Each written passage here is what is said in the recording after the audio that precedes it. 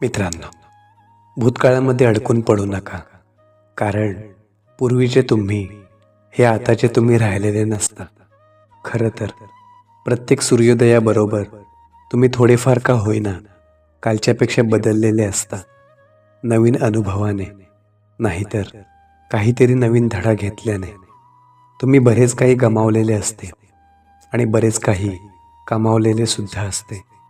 आणि आता वेळ आली आहे ती सतत पुढे जायची, पावलोपावली नवनवीन गोष्टी अंतर्भूत करायची, नवनवे ज्ञान आत्मसात करायची, देवाच्या आशीर्वादाच्या जोरावर नव्या उमेदीने नवे कार्य हाती घ्यायची, नवे छंद जोपासायची, नव्या सवयी अंगीकृत करायची.